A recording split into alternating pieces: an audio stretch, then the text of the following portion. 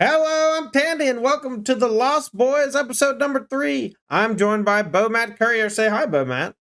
Hi, Bomatt. And we've had a wonderful week. A lot of awesome stuff happened this weekend. Just rolling right into it, Matt. Why don't you tell the people at home what you participated in this week? This weekend, I drove to Crossville, Tennessee to a store called Nat 20 Games for possibly the first ever Lorcana 1K. It's a constructed tournament with a $1,000 prize pool, and we got about 40 players. It was a good time.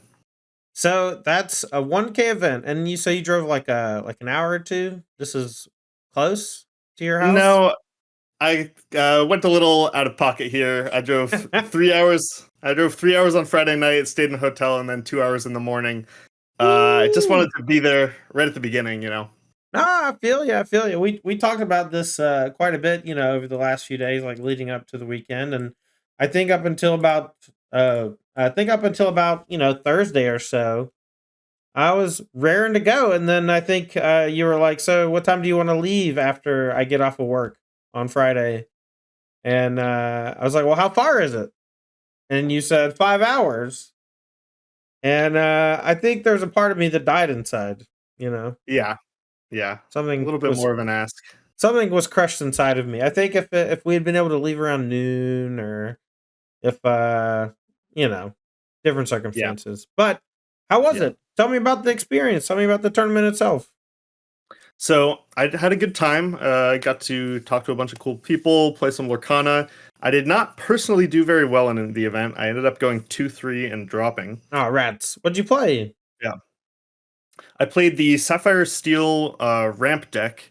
Those ended up being the cards that I had available because my roommate Braden had bought cards and I hadn't yet. Nice. So I did have all the cards I wanted for that deck, but it didn't end up being a great choice for the metagame.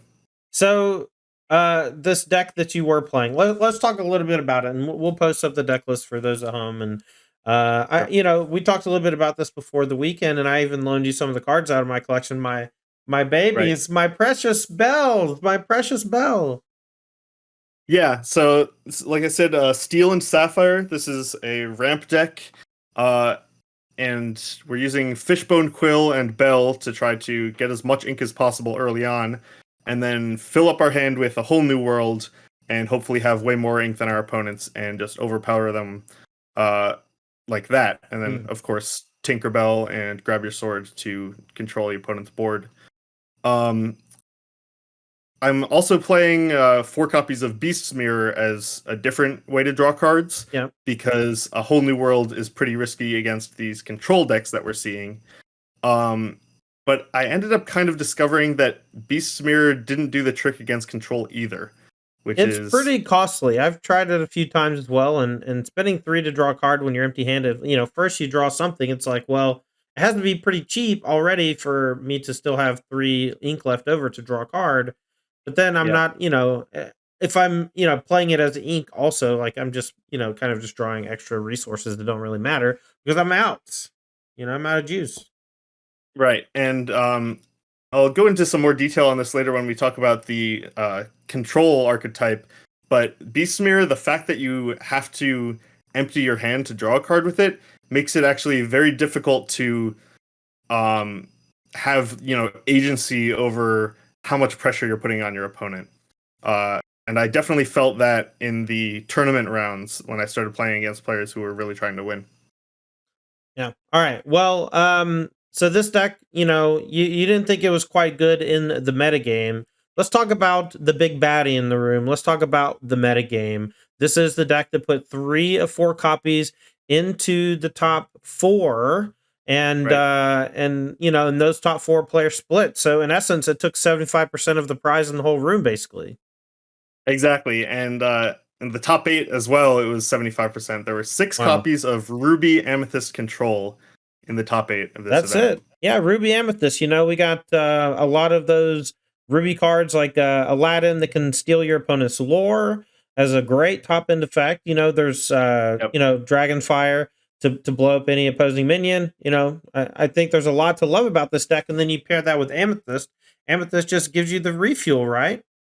Right. Yeah. And of course, the All-Star Be Prepared. The only way to banish everything on the board is definitely a reason to play a control deck like this. And yeah, these control decks just kind of ran people over at this event for the most part.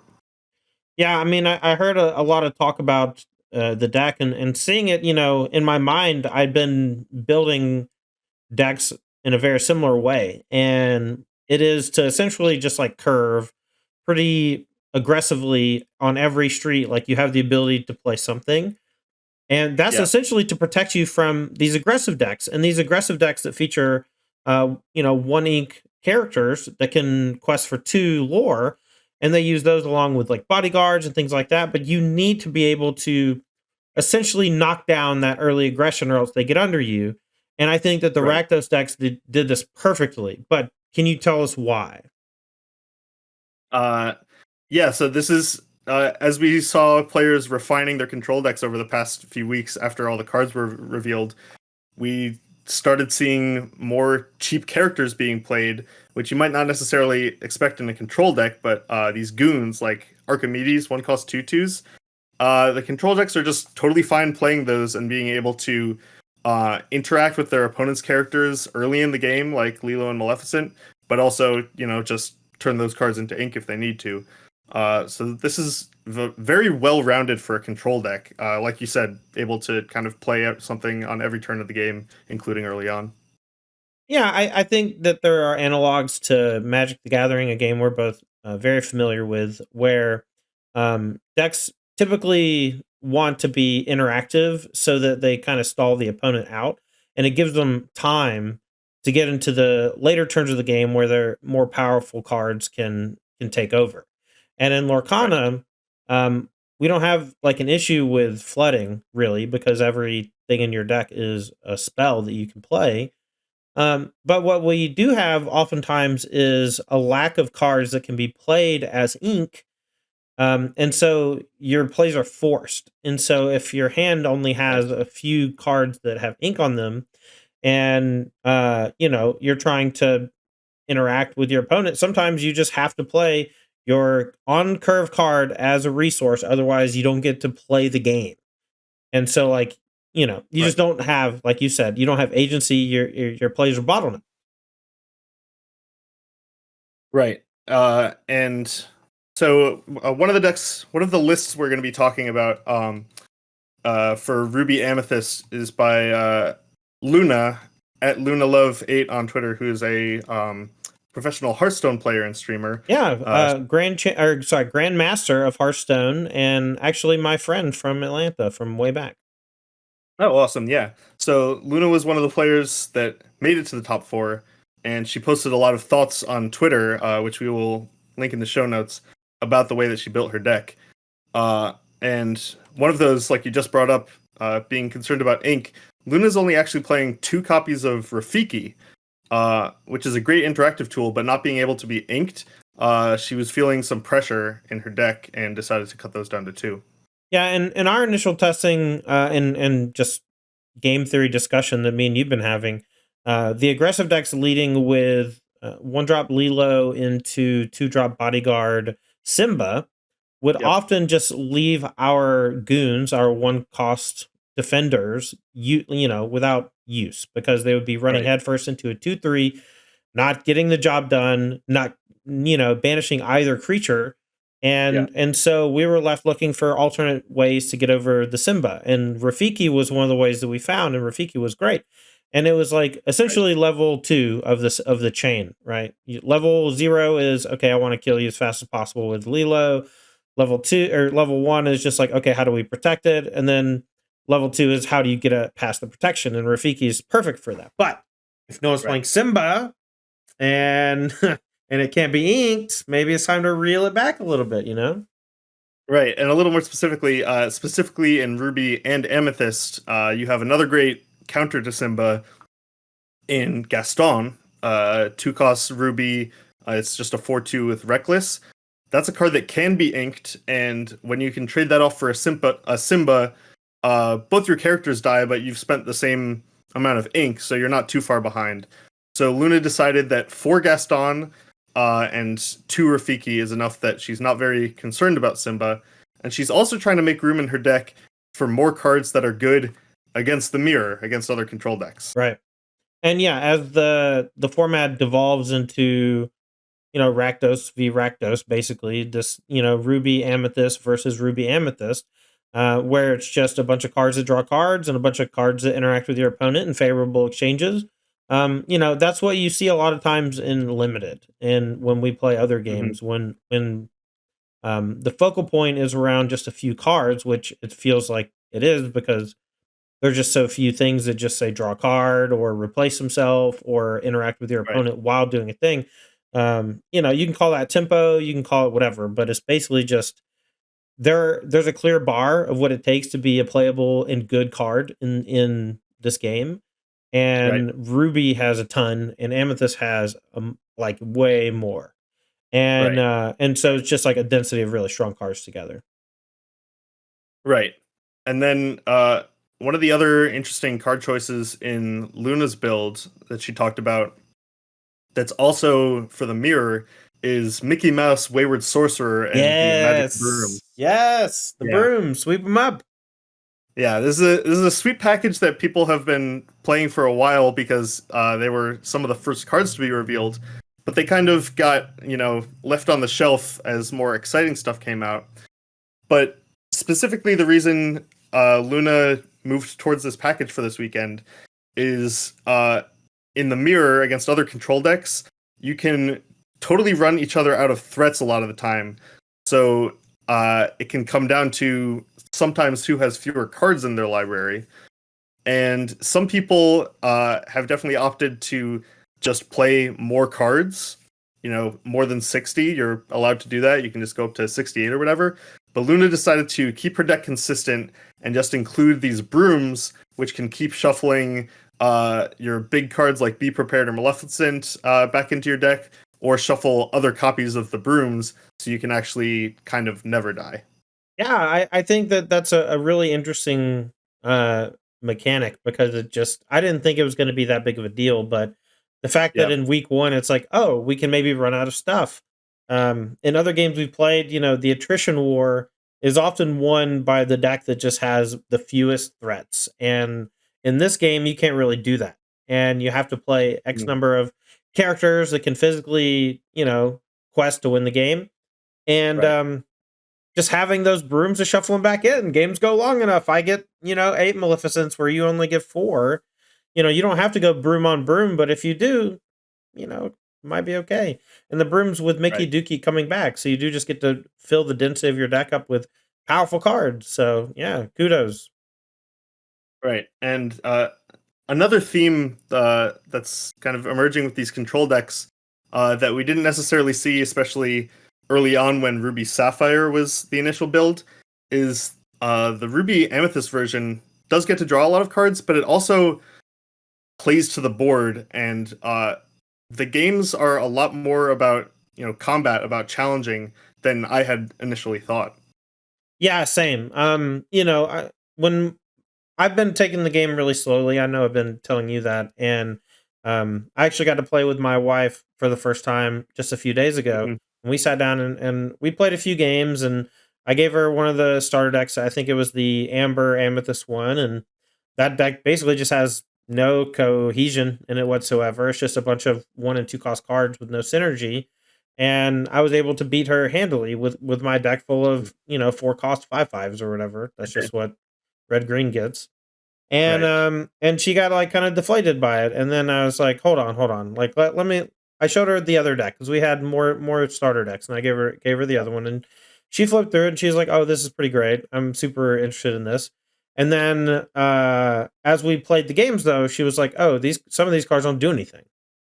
Hmm. Right. And they were also cards that didn't have the ability to be inked, and so we kind Mm. of started constricting the decks lower and lower in ink value, and increasing the total number of inkables in our deck, and Yeah. then we started noticing that whoever was on the draw, if they didn't play like a way to interact with the opponent's other one card, like 1 cost card on the draw, it would like bury them like 4 or 5 lore over the first couple turns. And so Yep. and I'm gonna write a whole article about this, and we've talked about this a lot. Okay. It's just goon theory. It's just goon theory. So goons are just the 1-cost cards that every color gets. That's a 2/2 that's inkable. And when your Yeah. opponent leads with a 1-drop that exerts for 2, or a 1-drop that exerts for 1 and like is planning to be aggressive, you just have a land that can become a lightning bolt. It can blow up your opponent's thing. And that's it. Right. And if you have Yeah. that, great. And if you don't have it, sometimes if you're a slower control deck or a ramp deck or playing whole new world or whatever, your opponent is just going to leverage all of that extra time you give them, not interacting with them, just hitting you with little things. And if I've learned anything in this game, is that if you're not questing and you're having to attack your opponent's stuff, you're losing. And if you're Right. questing and forcing them to attack yours in profitable ways, you're winning. And so, in a lot of ways, it feels like chess. And if your opponent just doesn't play their 1-drop, you just play your 1-drop as a resource. And that's the game. And then it's turn 2, and it's the exact same thing. And it becomes very Right. chess like, where every move is almost scripted if you understand the engine and you understand the matchup. It's so cool. I love this game. Yeah, it's very cool. And speaking of these goons, we actually saw one of the other top 4 competitors, Garrison, Handweir Garrison on Twitter, playing a full 8 goons in Sergeant Tibbs and Archimedes in his Ruby Amethyst control deck. So Garrison's very much taking these goons seriously. All right, very goon friendly. All right, so why don't you give us a little bit of a wrap up on who you saw, who you look forward to seeing to again, what you thought of the tournament, what you thought of the format, because I have some thoughts, and we're going to be doing some things differently, and so I want to get your thoughts on your weekend as a whole.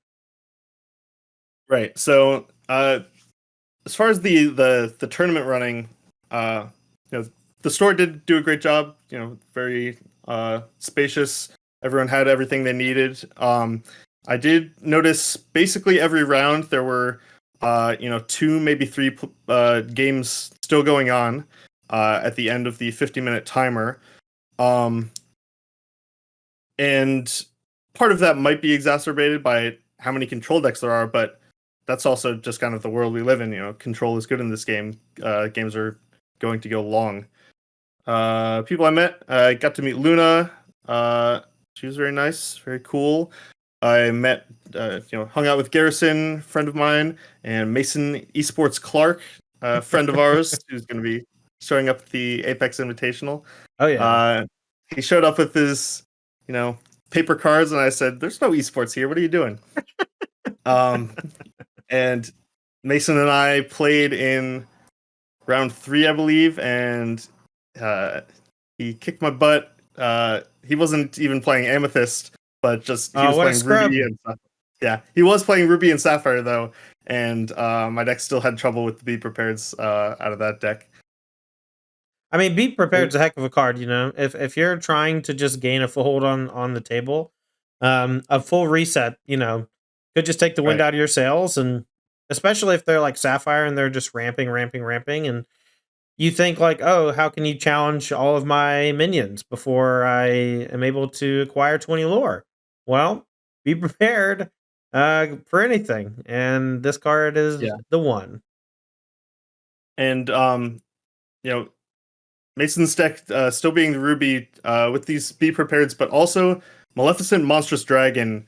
Very specifically, I'm finding the combination of these 2 cards, Maleficent and Be Prepared, to be a real problem to be solved. That was kind of what the struggle I was running into with Beast's Mirror in all these Ruby matchups, is because I had to either empty my hand, keep playing out cards in order to draw cards, or just like sit there and not spend my turn drawing cards. I felt like no matter what I did, I was going to be falling behind to either Be Prepared or Maleficent. Yeah. If I underdevelop, then they get to slam Maleficent, take care of my thing, and then have this big threat that's going to start questing, start ending the game, or just take care of another couple of my characters. Or if I play out my things and keep drawing cards with even multiple Beast Mirrors, a Be Prepared can just wipe me back to square one, and I have the same tough decisions to make. Yeah, a real conundrum and one that I look forward to figuring out with you. Right. Now, while we are on the subject of things that can potentially counter these big Ruby cards, the Be Prepared, the Maleficent Monstrous Dragon, Hmm. this deck is running all over the place, and Ruby, I think, is one of the main draws, right? While Amethyst is, I would maybe argue, a better color just because of how it fuels everything else. I Right. think the payoffs in Ruby are the main focal point, and then Be Prepared and Right. Monstrous Dragon, those are the ones getting you. So, what are some natural counters to this strategy that you can play? Like, what cards and other colors are the it girl to protect you from these two heinous war criminals? Right. This is it's kind of scary, all this control out here, but in another way, it's welcome in that there's a huge target out there, right? We have a very focused metagame, and if you can figure out a way to beat control, you could find yourself in a great spot. So, one of the ways to start looking at doing this is just aggro. Usually amber, sometimes with emerald, sometimes with amethyst. Playing these really low to the ground cards that can quest for multiple lore. Um, and we didn't see any amber aggro decks make it into the top 8 or the top 4 at this event. But one thing I kind of expect to start seeing is these Ruby Amethyst decks making decisions to try to win against other Ruby Amethyst decks, right? The mirror. Yeah. And I think if they, maybe slow themselves down a little bit, start trying to play these value cards, like the Magic Brooms are all right against aggro, especially if you get Mickey down, but they're not exactly optimal. And you see, No. 2-2 versus 2-3, baby. exactly, You exactly. lose. Your broom is not functional here.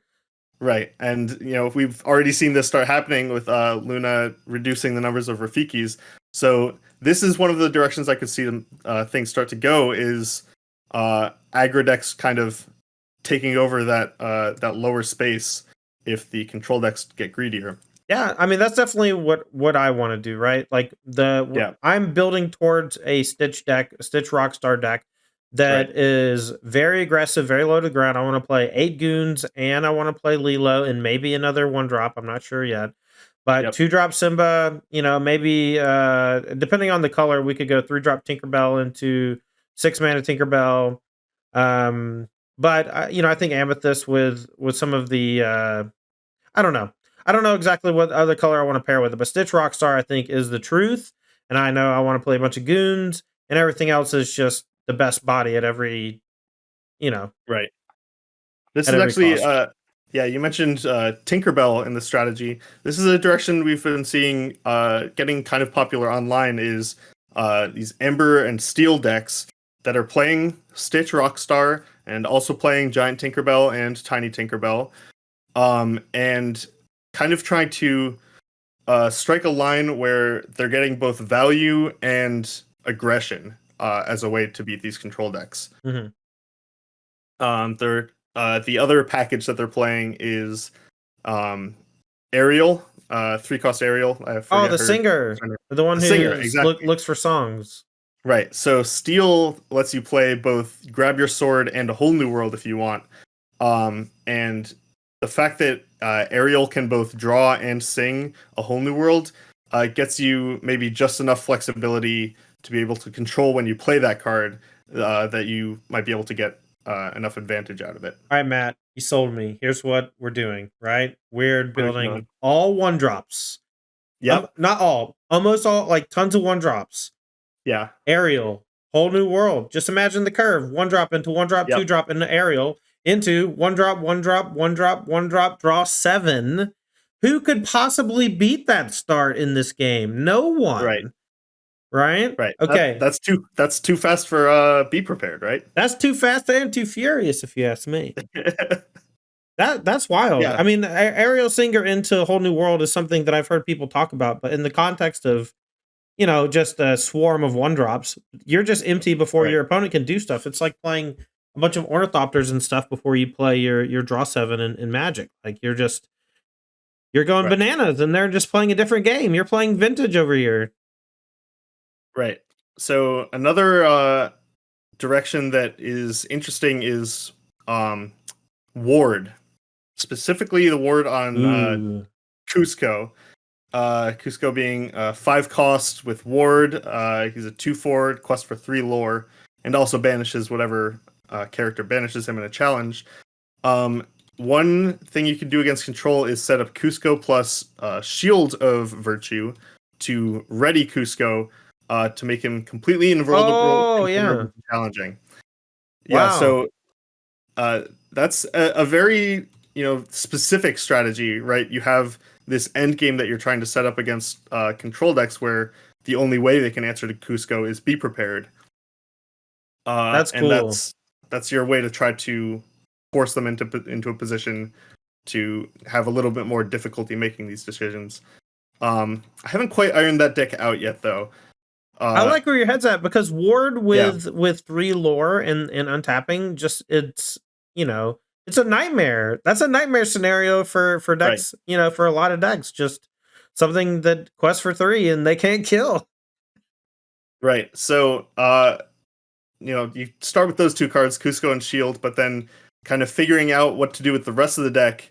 I didn't have a ton of success with my first couple builds because you do have to be able to get a lot of lore onto the board before Cusco, so that you can pressure them into maybe having to be prepared before you drop your Cusco. But all the characters you can play in Ruby and Emeralds to put pressure on, the Ruby Amethyst deck is just kind of able to play creatures that are just as good, if not better, on their side and keep up with you the whole way so that your Cusco ends up being a little lackluster once you finally get there. So that's a problem I haven't solved yet. All right. Well, those are some natural counters that we are going to be trying out against this Amethyst Ruby control deck that's tearing up the tournament scene in week number 1. We're going to be testing on Pixelborn, a Yep. brand new client that was made by a fan of Disney's Lorcana and is quite functional and quite good. And we recently put out a video on us, Yep. me learning how to play it. Matt's been playing a ton of it. Matt, why don't you give everyone your what's for Pixelborn? Right. Yeah. Pixelborn is pretty great. It does have some bugs that you'll encounter every now and again, but on the whole, it's a very good client, good engine. It provides all the cards for you. There's no economy where you have to like fight to get the rares you need for your deck.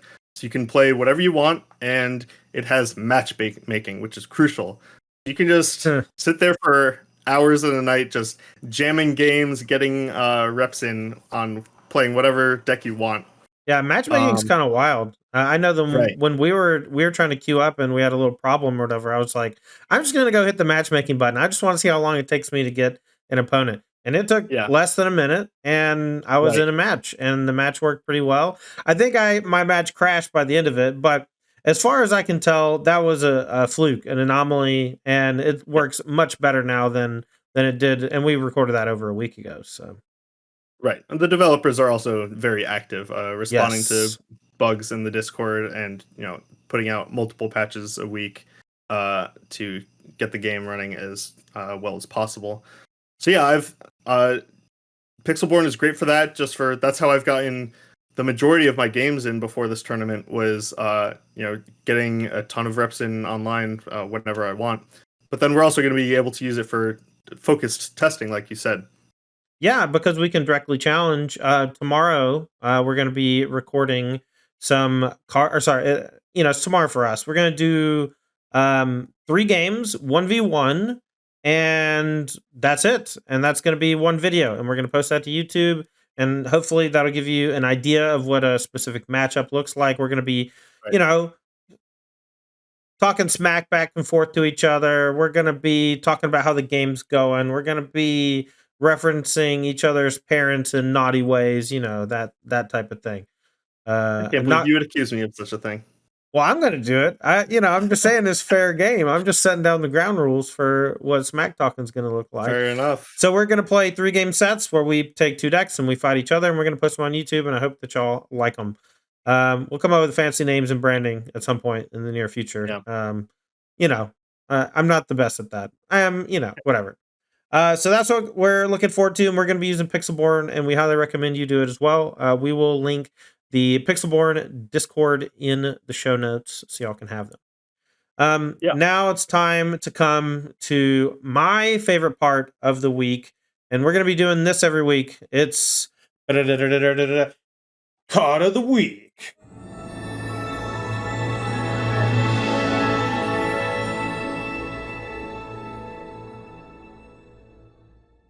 Nice. All right. Yeah. I'm excited. I'm actually going to take the first one and let you follow up with yours. My card of the week is Maleficent Monstrous Dragon. Ooh. Yeah, so this was one of the first 6 cards revealed in the game, I think, just as a reminder. 9 cost, inkable, 7/5 with 2 lore, and when you play Maleficent, you may banish chosen character. So, like I said, one of the first cards revealed, and pretty exciting, but also looks kind of expensive.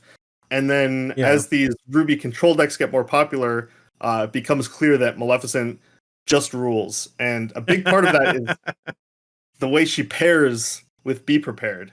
Yes. Like I was talking about, I was having difficulty, threading the needle in putting just enough pressure onto my opponent that Maleficent and Be Prepared were bad. I wasn't really able to find that ground. So Maleficent, I think, is actually one of the reasons that Be Prepared is as good as it is. No, I agree. And we've seen how the chain works, right? Where even if you don't cast Be Prepared on 7, you can still cast it on 8 a lot of times, like Right. while doing other things. And then your opponent sometimes doesn't have much left in the tank and they have like one big monster. And Maleficent just chews it up next turn. And you're able to, you don't ramp, you don't accelerate, you don't need to.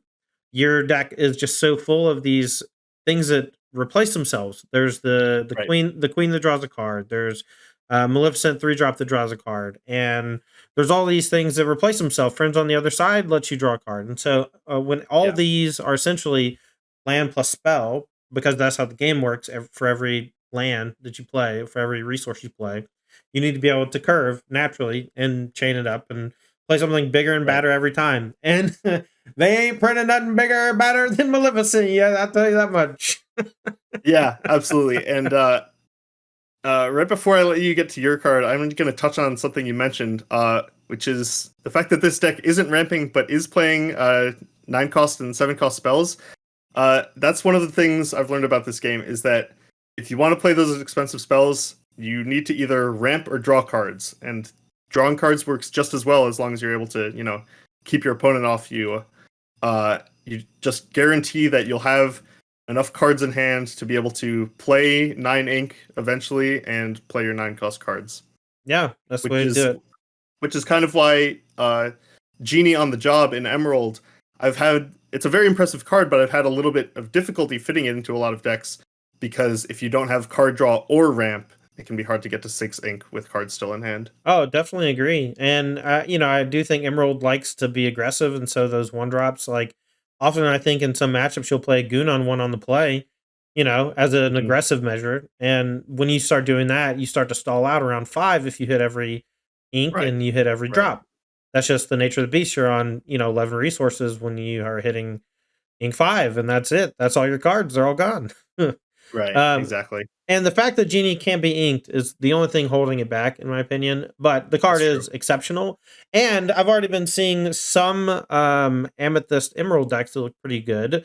And they use the 3-drop Maleficent that draws a card in Amethyst with, I can't remember the name of the card, but it's the Emerald card that bounces an opposing character for 3. And it's a song. Right. Mother Knows Best. Yeah, Mother Knows Best. And so Maleficent can sing Mother Knows Best, and actually adds a ton of maneuverability to Mother Knows Best, because it's not inkable, but it's quite good, because it's one of the few ways that color has to interact with a large opposing character. But I'll say this, it's got to feel pretty bad to Mother Knows Best your opponent's Maleficent. That's definitely true. Genie on the Job, it's blown up. It's dead now. Yeah, and Genie has Evasive, not Ward. That's not going to be a great matchup there. Yeah. But yeah, Maleficent, one of the best qualities of Maleficent that we knew about was that it can just sing friends on the other side on the following turn. But until I saw that deck on Twitter, I hadn't thought about Mother Knows Best. But yeah, that's a good pairing that I want to try out. Awesome. So for my card of the week, I would like to pick Ursula Power Hungry. So Yeah. Ursula Power Hungry is a 7-drop, cannot be inked. And when it comes into play, you get to steal a lore from your opponent and draw a card. And Yep. it also quests for 3, and it has 8 willpower, only 2 strength, but with 8 willpower, it's going to be really hard to chop down, like for Right. maybe a while. And this was actually an innovation from Luna Eason, who ended up top 4ing the 1K this past weekend, using this as the top end instead of 8-drop Alpha.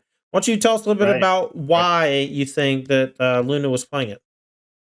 Right. Elsa was one of the first threats people added to the top of the Ruby Amethyst control decks when they started playing them. So it was very cool to see Luna completely cut the Elsas for 4 copies of Ursula. And one of the reasons she mentioned is for the mirror. Ursula in the mirror, the game's going to go long enough that you're going to get to 7 ink. So you play her, you draw a card, they lose a lore, but that's, kind of negligible. But then Ursula, questing for 3 lore, she demands an answer, and she demands a real answer because there's just not any characters either player is playing with 8 power, or 8 strength rather. Yeah, and even Maui, the big baddie that costs 5 that Right. chews up everything, only has 6 strength. And so Right. even alone, Maui can't challenge it and requires at least one other character. And these Ruby Amethyst decks are quite strong at interacting with the opponent's characters. They play Gastons that cost 2, they play Rafikis that cost 3, they play removal spells, like it's tough Right. to challenge the Ursula once it hits the table. Right. So that kind of forces your opponent to use either Maleficent, Be Prepared, or Dragonfire on Ursula, because if not, she's just going to end the game. And then part of the cool thing about Luna's deck is that she can also use those brooms to just shuffle the Ursulas in and keep presenting threats eventually. Yeah, I mean, look, I was never really a big fan of Gaia's Blessing. Gaia's Blessing is an old Magic card. It's been a green and 1. You shuffle 3 cards from your graveyard back into your deck, and you draw a card. So it replaces itself. It increases the density of threats in your deck. In Magic, the game's got to get to a funky spot, like a really long game, for that to have any sort of real effect. It has an alternate use that doesn't really matter in this context. But my friend Blair always loved Gaia's Blessing because he loved playing decks that go huge, like the ones playing Ursula and Maleficent and Be Prepared. That was his style of deck. And so he had a fondness for Gaia's Blessing. And then I always hated it because I was like, what are you doing? Like, that's not the type of game we should be playing. We should be more aggressive. We should be winning with real kill conditions instead of decking our opponent. I don't know. It's just a different type of philosophy. And I see Broomstick and I say, that can't challenge a Simba. Why would I want to play a 2-drop that can't challenge Simba if I'm going to play a deck that's more defensive?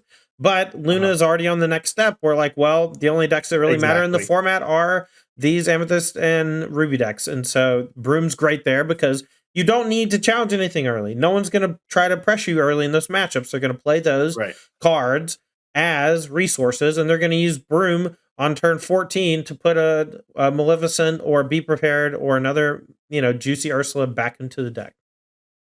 Right, exactly. And another reason why this, shuffling back in strategy is, it's maybe not the most important thing in the game. It's kind of a factor in these mirrors, but the reason it's a factor at all is because it's so incidental, right? Right. Like these brooms, if they're bad, you can just ink them for one thing. They also, do all the things a character can do. And they also, sometimes, if you need it, they do shuffle in your threats or whatever you think you might need if the game goes long. So it's just the fact that you're able to play these and not, completely waste 2 mana like you would on a Gaia's Blessing. That makes it a factor that comes up. Yeah. All right. Well, that's it for Card of the Week.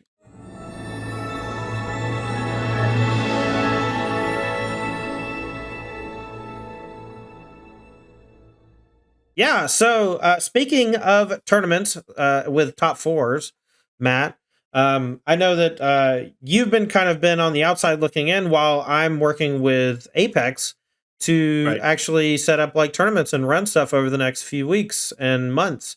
And I'm going to tell you everything, right? And I know that I Sure. haven't told you everything so far, but you've been seeing some of the stuff I've been tweeting, so I know that you're very excited. So why don't you tell me Yep. what you think is happening in a few months, and then I'll tell you what's actually happening. All right. What I've seen the past couple days, we talked last week about the Apex Invitational. 16 players we're going to invite to play some very competitive Lorcana and stream that.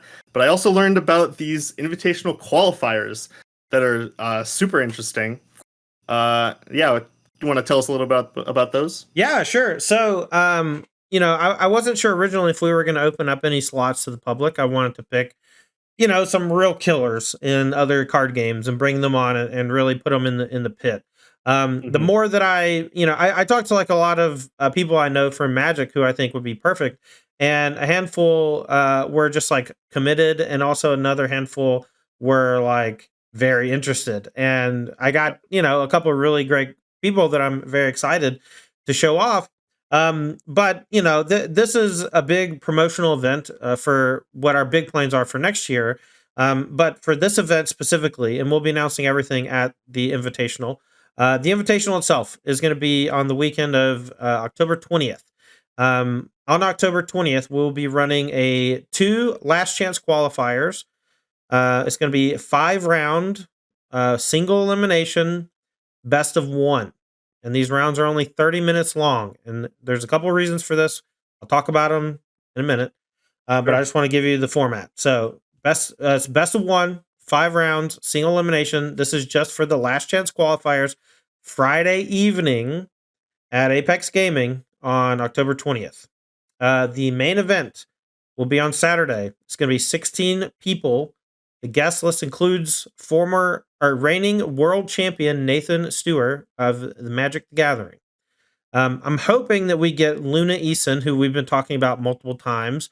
She is very interested and excited, but has not locked in yet. And when she is locked in, I will be happy to announce that she is 100% coming. We are also inviting Mason Clark, who I've announced, and Mason, a wonderful competitor, a wonderful player, and I've been really glad to get to know him a bunch over the last couple years as he's really coming to his own in the Magic community. But these are the types of players that we're inviting to come play in the 16-person event, and we're going to be giving away 5,000 cash money. First place is going to be $2,500. Second place is $1,500, and third and fourth each get $500. The rest of the top 16 of the invitees will each receive $100 store credit as a thank you for playing in the event. And Not all the slots are accounted for yet, Matt. I just want that Yeah. to be clear. We might do some really fun stuff with the last few slots. I've got some really big names that I'm talking to that I'm hoping that they can come. Some people that aren't even from the United States. Like Ooh. there's a couple of people that are really considering making a big leap into Lorcana, and I'd be very happy to have them at our event and looking forward to it. Yeah. So Absolutely. that's the main event on day one. We're gonna figure out what we want to do formats wise. Day two, we're just gonna play just the top four, and we're gonna do constructed, and we're gonna do best of five. We're gonna just do the 3 matches Wow. each separately, best of five to see who wins. It's gonna be a long day, but like it's Sunday, it's fun day, right? Right. Um, but this is a closed event, but there's ways to qualify for it. On Friday, we're going to do a raffle of some kind, whether it's, you just come in the door, you get a ticket, or if you enter a two event, you get a ticket, something like that. And we're going to pick one lucky winner to qualify for the invitational Wow. via raffle. And that's something that I want to do. On Friday, we're going to do the drawing at like 8 p.m. I just want to you know, Cool. give one to the masses. We're also going to Yeah. be running an invitational qualifier at Apex Gaming on 2 different weekends leading up to the invitational. The first invitational qualifier is going to be on September 30th. Now, September 30th is a Saturday. It's just going to be a $2,000 Lorcana Invitational. It's open entry to anyone. It's going to be $40. Might be 35 if Kyle wants to tighten the belt a little bit for himself or whatever, but I'm pretty sure it's going to be $40. And we're going to cap it. I'm not sure what the cap's going to be, but we're going to put a cap on it because we just like, Yeah. I'm not really sure what's going to happen. We're going to do the exact same thing 2 weeks later on October 14th. It's another Saturday. And then 1 week after that, we're going to be doing the Lorcana Invitational Weekend at Apex. And this is all going to be at Apex this year. And then at the Invitational, we're going to make some announcements for what we want organized play for the Apex series and everything to look like for next year for Lorcana. Because we already do a bunch of stuff for Magic. And we want to provide a very similar experience for Lorcana. And with Lorcana being a very store centric game for the local game stores, right? Like that's been the emphasis for the organized play so far from Ravensburger. I think they're leaning into that by just having, invitational qualifiers to qualify for our invitational would be a great way to bring a community together on a larger scale while still allowing you to play at your store with your friends and family. Right. Yeah, that sounds great. I'm already, before we even get to the invitational, I'm super excited to go to those qualifiers just for more Lorcana tournaments. That sounds great. Yeah, so I'm really happy to be working with the Huck brothers, Kyle and Taryn Huck out of Apex Gaming in Caldwell, Ohio. Big shout out to them for helping us put the Lorcana Invitational on. And hopefully we can get some more sponsors on board because Kyle, he's supplying the venue, and we're trying to get that 5K cash purse, out from Coca-Cola or somebody, hopefully. But we'll see how it goes. But what do you think of the whole thing, Matt? I need your real impression. Like, what do you think? Is there anything that you're afraid of? Like I said, best of one. Does that scare you? It scares me a little. It does also make sense, Does that intrigue you at least? Yes, it definitely does. I'm very interested to try it out. I don't think it's I'm not, scared enough to be like, maybe we shouldn't do this. I think it's worth trying at real events. I don't mind the idea of 30-minute rounds. Right. And I'm going to throw this out there. We don't always have to cut the top 8, Matt. We can make other cuts if it's 30-minute rounds. That's true. And I think the biggest thing for me is I actually heard that so many players kept going to time. And from my experience watching people play the game, people play pretty fast. Like, it's, your turns are mapped out basically based on your curve and other, like, obviously there's decision points you can make and you can take a minute on a turn or whatever. But like, the way the game works, at some point, A, I want to do chess clocks. B, I want, a computer to decide who plays and who draws.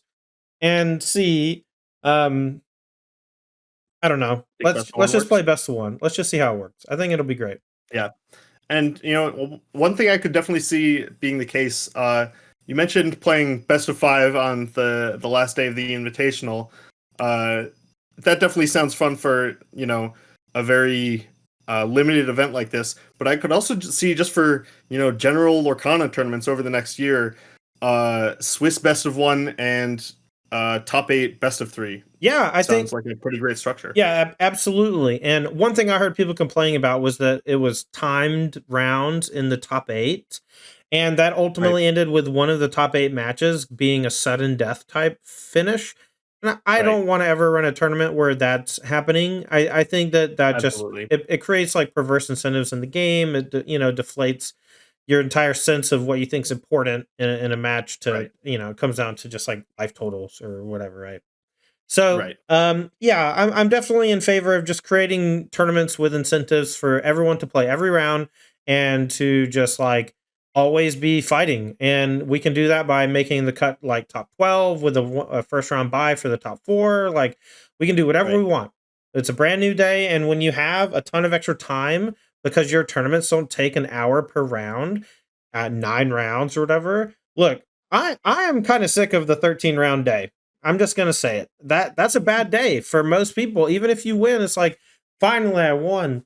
But when you're second place and second place doesn't get that much, like if you get like a box and you lose in the finals and your opponent gets to like go to Rome or whatever, like that's a horrible feeling. You spent 13 hours of your time and you just were right on the cusp of greatness, and you failed, and you get a box. That's your Right. consolation prize. But Yeah. I digress. 13 rounds, Yeah. 13-hour tournaments, not really my favorite thing. And if we can change them in such a way where they're 7 hours instead of 13, and there's still a lot of sweat because it's a lot of matches that are like your tournament life's on the line, just because we just like have a bigger cut to the elimination rounds.